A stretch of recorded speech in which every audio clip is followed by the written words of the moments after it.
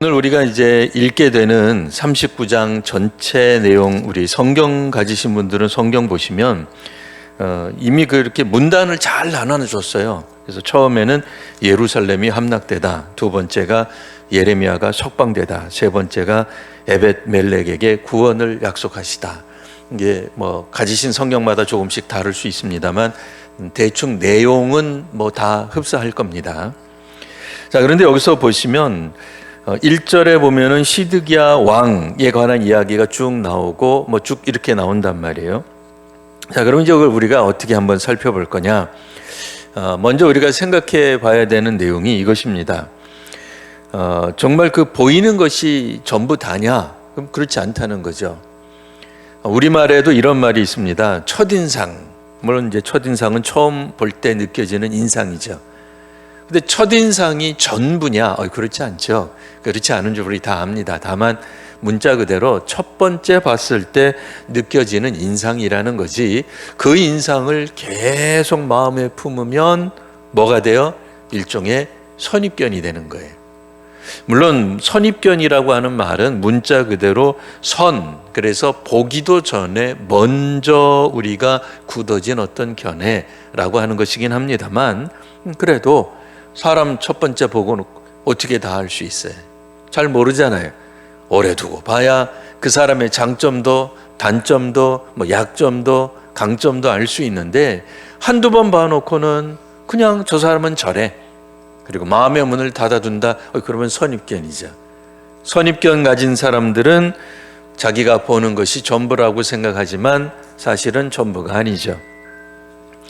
그 다음에 이제 편견이라고 하는 우리말도 있습니다. 편견이 뭐예요? 한쪽으로 치우친 공정하지 못한 생각이나 견해입니다.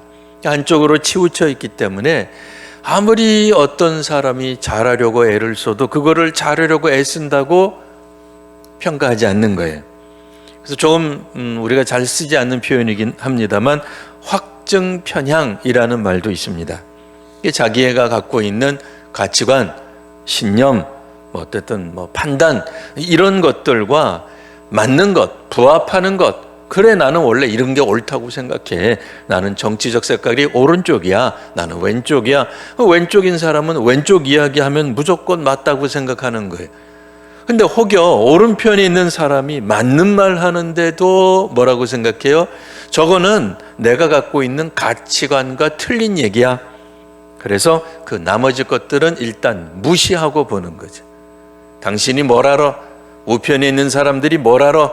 오른쪽에 있는 사람들은 아무것도 몰라. 이런 식으로 자기가 원래 가지고 있던 생각 이외에 나머지 것들은 전부 다 부정하고 무시하는 것을 확증 편향이라고 합니다. 우리가 오늘 성경 읽을 때 앞부분에 나와 있는 39장 1절에서부터 10절까지 내용, 예루살렘 성 함락, 왜 함락됐어요? 정치를 잘못해서죠. 왕이 통치를 잘못해서죠.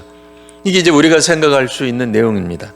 국방의 의무를 다 못했던, 아니면 정치적으로 문제가 생겼던, 내부적으로 그들이 소위 말하는 썩었기 때문에, 부패했기 때문에 망했다.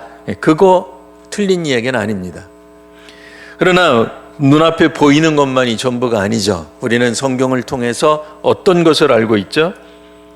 남유다가 망하게 된 이유는 실상은 조상 때부터 내려온 적폐 때문이다 라고 하는 걸 알 수 있습니다. 그러니까 죄악 때문이에요.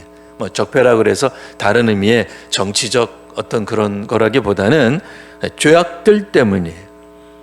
선조로부터 그러니까 조상 때부터 그러니까 계속해서 내려왔던 그 죄악, 대표적으로 성경에서는 선지자들을 박해하고 죽였다, 이렇게 나옵니다. 누가 그랬느냐? 왕과 고관과 백성들 모두가 다 혼연일체가 되어서 선지자의 말을 끊임없이 무시한 거예요. 하나님 말씀을 듣지 않은 겁니다. 그러니 남유다 왕국이 오늘 성경에 보면 드디어 망한 장면이 나옵니다. 1절에 보시면 시드기야 왕 제9년에 예루살렘이 포위가 돼요. 이게 오늘날 우리들이 역사로 기술을 하면 주전 588년이 됩니다. 그럼 언제 망했느냐? 2절에 보면 함락은 시드기야 왕 제11년째에 예루살렘이 함락됩니다. 주전으로 치면 586년. 그러니까 무려 대략 한 1년 반 정도 포위를 한 거예요. 그러니까 바벨론이 1년 반 동안이나 포위를 했으니 예루살렘 그 안의 삶은 비참하기 이를 데가 없는 거죠. 그러니까 어느 정도는 버틸 겁니다. 우리도 비상식량이라고 하는 걸 두는 거예요. 그런데 그것도 어느 정도죠. 3개월, 6개월까지는 버틸런지 몰라. 근데 이거 지금 1년 반을 버틸 수 있는 비상식량은 흔치 않아요. 아니, 현대에도 흔치 않은데, 이게 기본적으로 근 한 3,000년 전 얘기거든요. 이때 무슨 1년 반 동안 버틸 만한 물이나 음식이나 무슨 경제 활동이나 이런 게 가능했겠습니까? 불가능한 거예요. 아주 비참하게. 그러니까 포위만 했는데도 스스로 어떻게 보면 말라 죽어간 거죠. 그러니 이런 비참한 결과가 나온 이유가 뭐냐? 어떻게 보면은 이거 정치를 잘못해서다. 물론 맞습니다만 1년 반 동안이라도 이들이 회개하지 않은 거죠. 예레미야를 통해서 하나님의 말씀을 여전히 듣고 있는데도 시드기야 왕이 바벨론 왕에게 항복할 생각을 하지 않은 겁니다. 결국 마지막은 어떻게 돼요? 끝까지 항전하다가, 끝까지 투쟁하다가 결국에는 왕궁도 불타오르고 백성들의 집도 불사버리고 예루살렘 성벽은 헐어지고, 그나마 성중에 남아있던 비전투 요원이라고 말할 수 있는 민간인들 가운데 중요한 인물들은 몽땅 다 잡아다 포로로 끌고 갑니다. 자신에게 항복한 자, 그 외에 남은 자들도 끌고 가는데 아마 그 외에 남은 자들은 기술자일 가능성이 많습니다. 전문 기술자들이죠. 이들을 그대로 내버려 두면 호미를 만드는 게 아니라 호미 만드는 기술이 있으면 칼도 만들 테니까 그들을 아마 압송했을 것입니다. 다만 아무 소유가 없는 빈민들, 그들은 유다 땅에 남겨둔 거예요. 그들이 뭘 알겠어요? 오늘 우리식으로 말하면 민초들이죠. 정말 아무것도 가지지 못한 빈민들은 유다 땅에 남겨두고 포도원과 밭을 무상으로 제공해서 먹고 살도록 허용을 해줍니다. 이렇게 나라 잃은 서름이 끝이 납니다. 그러나 이 사건의 배후에는 뭐가 있다고요? 실상은 죄악이 있는 거예요. 조상 때부터 내려왔던 그 죄악을 당대에라도 회개한다면 이 문제가 해결될 텐데 해결하지 못한 거죠.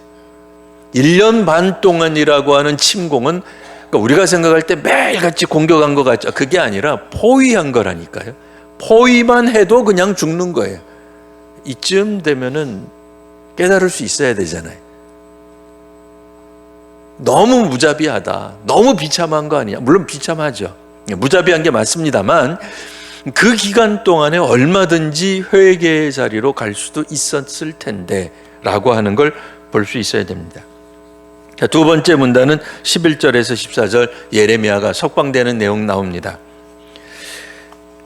바벨론이 이겼습니다. 어쨌든 바벨론이 승리했습니다. 아니나 다를까 11절 말씀해 보면 바벨론 느부갓네살 왕이 예레미야에 대하여 사령관에게 명령합니다. 12절 그를 선대하고 해하지 말아라. 지금 예레미야는 어떤 상황에 있어요? 감옥에 갇혀 있습니다. 놀랍게도 당황스럽지만 예레미야를, 감옥에 있는 예레미야를 구출해낸 것은 바벨론이에요. 그러니까 일반 사람들 생각하기는 그래, 이럴 줄 알았지. 예레미야는 원래 친바벨론적 예언을 했기 때문에 아마 이제 예레미야는 바벨론 가서 살 거야. 바벨론에 가서 아마 떵떵거리며 살겠지. 친일파가 그랬듯이 그도 결국 바벨론의 비호를 받으며 떵떵거리며 잘 먹고 잘 살 거야 라고 생각하는데 실상은 어떻게 돼 있어요? 우리 마지막 절 14절 보시면 그가 어디로 가요? 아히감의 아들 그다랴에게 넘겨집니다. 그다랴라고 하는 사람은 바벨론 느부갓네살 왕이 세운 유다의 총독이, 유다 사람 유다 총독이에요. 바벨론으로 가지 않아요. 예레미야는 유다에 남기로 결정을 합니다. 그래서 유다에 남아서 고통스럽게 살아가는 국민들, 백성들과 함께 살아가는 방식을 택합니다. 그러니까 그에게 우리가 생각할 때 부귀영화가 기다렸을 텐데 그 부귀영화 따라가지 않습니다. 마지막 세 번째로 15절에서 18절까지 한번 보면은요, 이번에는 여호와께서 에벳 멜렉이라고 하는 사람에게 구원을 약속하시는 장면이 나옵니다. 우리가 읽다가 보면 이거 흔히 예레미야에게 했던 이야기랑 똑같은데 뭐가 다르지? 다른 게 딱 하나 있습니다. 이번에는 예레미야에게 구원 선포를 하신 게 아니고 그 다음에 바벨론에게 투항한 사람들에게 말씀하셨던 그 구원이 아니고 15절 다시 한번 보시면 예레미야가 아직 감옥들에 있을 때에, 그러니까 시간이 조금 왔다 갔다 합니다. 그러니까 시간 순서대로 연대기적으로 기술됐다기보다는 순서가 조금 앞으로 거슬러 올라가긴 합니다만 그때 16절 너는 가서 구수인 에벳 멜렉에게 말하기를, 구수인이라는 거예요. 성경 신약 성경에서도 구수인이 나오죠. 자, 이 구수인 어디서 나오죠? 사도행전에 보면은 빌립이 전도할 때 구수 내시 하면서 나옵니다. 이 구수는 오늘날 식으로 말하자면 에디오피아 사람이에요. 자, 에디오피아 사람이지만 그의 이름은 에벳 멜렉입니다. 그에게 하나님이 구원을 선포하시는 내용이 나와요. 그러니까 바벨론에게 하나님이 심판하시는 그날이 임한다 할지라도 에벳 멜렉 너는 칼에 죽지 않을 것이다. 너는 전쟁 속에서, 전쟁의 소용돌이 속에서 적 군사들에 의해 칼로 죽임당하지 않을 것이다. 이런 이야기를 하는 거예요. 우리가 잘 알던 얘기죠.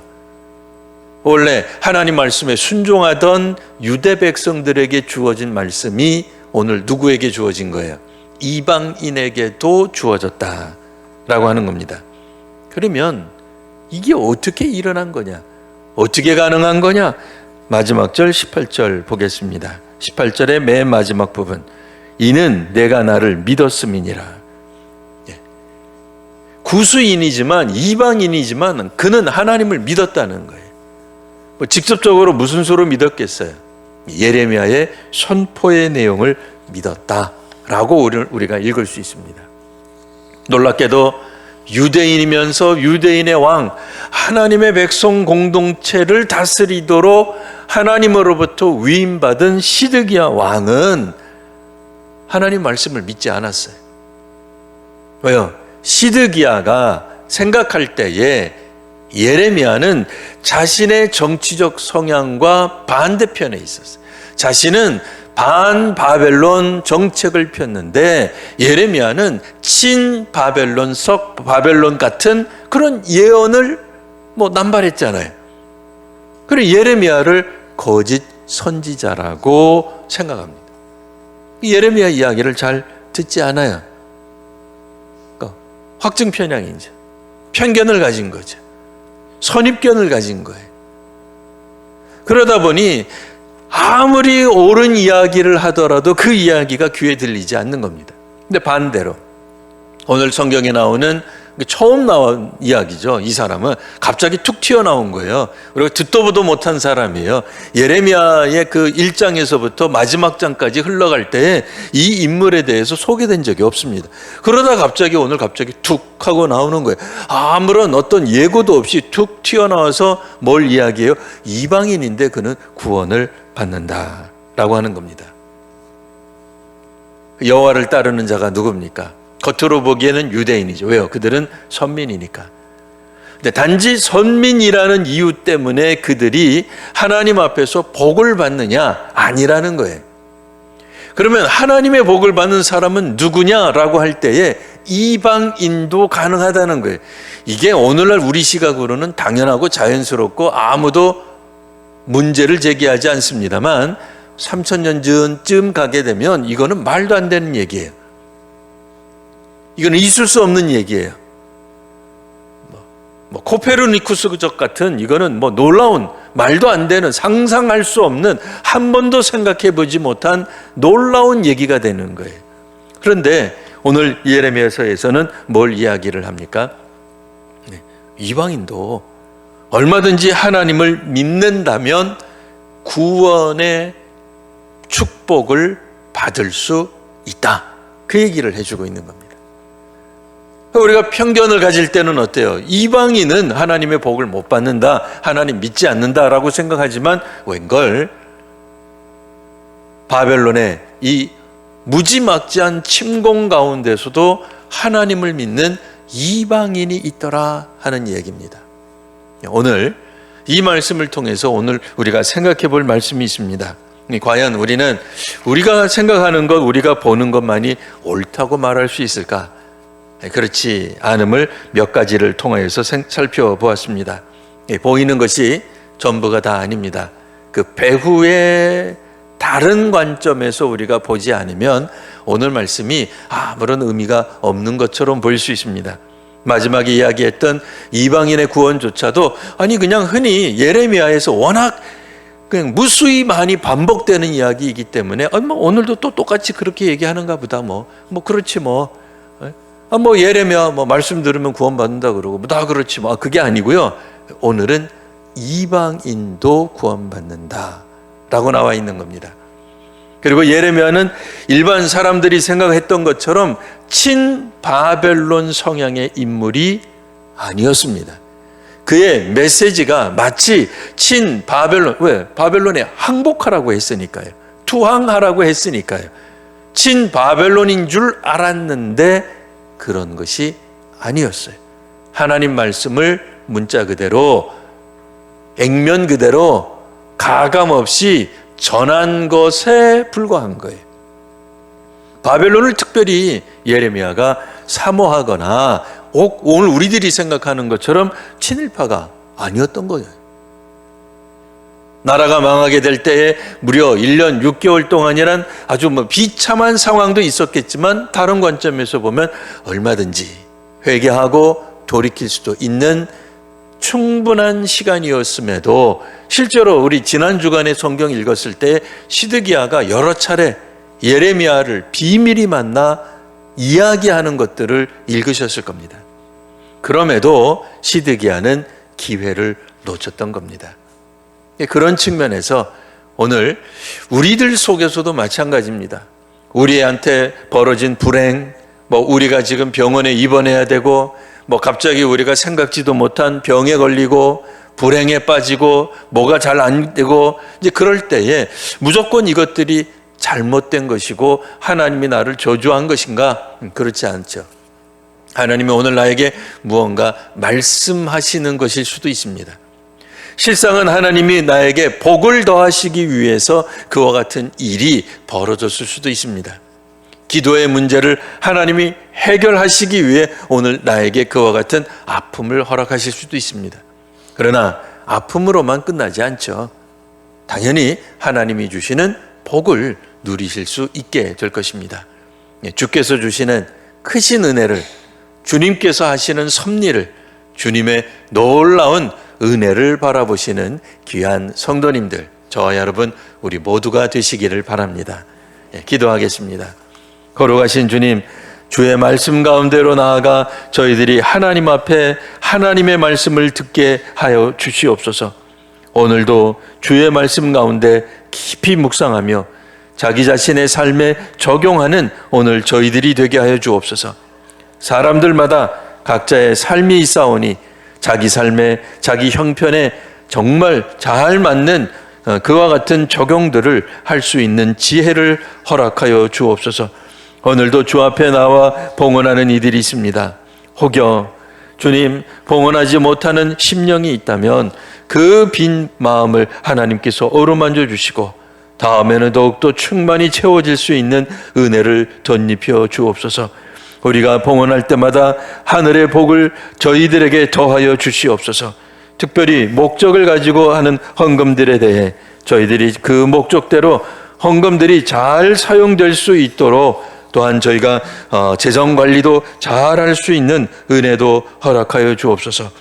건축과 교육과 봉사와 선교, 기타 목적 헌금들이 그 목적에 따라 잘 사용되며 하나님 나라를 위하여 합력하여 선을 이루게 하여 주옵소서. 예수님 이름으로 기도합니다. 아멘.